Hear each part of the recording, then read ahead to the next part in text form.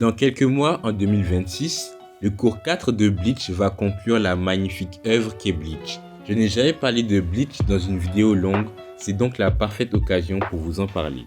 Aujourd'hui, j'ai envie de vous parler d'un des personnages les plus sous-cotés de Bleach au niveau de la puissance, à savoir Ishida Uryu.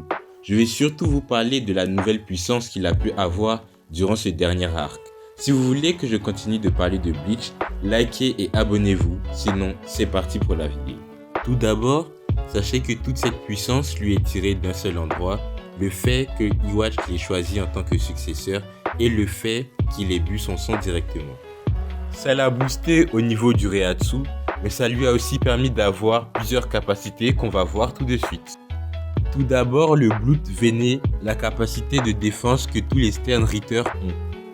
Avec ça, il peut tank la majorité des techniques, aussi puissantes soient-elles. On peut notamment le voir dans son combat contre Renji, il va se prendre son attaque la plus puissante, mais il va en ressortir quasiment sans blessure. En gros, juste avec son Blood Veiné, Uryu devient l'un des personnages les plus résistants de Bleach. Au niveau du pouvoir, Iwatch lui a donné le seul pouvoir qui peut contrer son Almighty, c'est pas moi qui le dis, c'est Jugram, à savoir le Shrift A, The Antithesis. Avec ça, il peut inverser la situation entre deux cibles désignées. Il peut notamment inverser des positions, comme il peut inverser des dégâts qu'il a subis sur un adversaire qui n'a pas subi de dégâts. Iwatch lui a clairement donné l'un des pouvoirs les plus puissants du côté des Quincy. On a pu le voir face à Senjumaru, ce pouvoir peut être extrêmement dangereux car on ne sait pas à quel moment et comment il va l'utiliser en fait.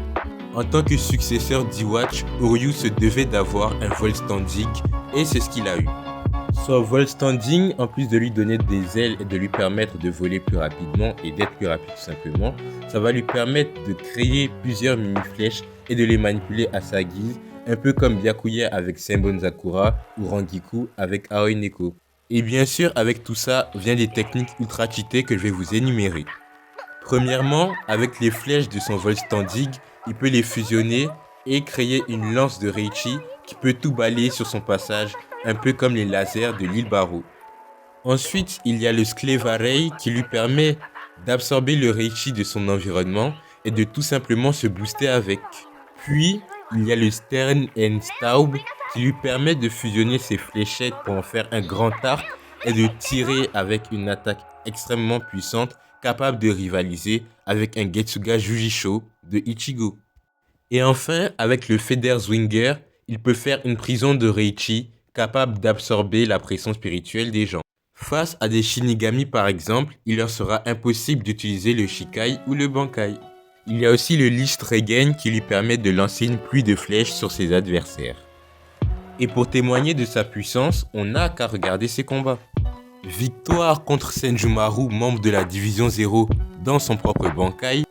Victoire contre Ichigo Trushikai qui froisse le verse.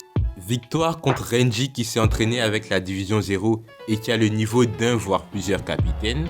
Et attention spoiler pour tous ceux qui sont pas à jour dans les mangas, il a rivalisé avec Jugram.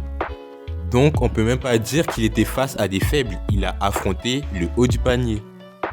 Donc en conclusion, durant cet arc, Uryu est vraiment à son prime et je ne rigole même pas si je dis qu'il est au moins top 5 du verse. Je pense qu'il battrait même un Yamamoto.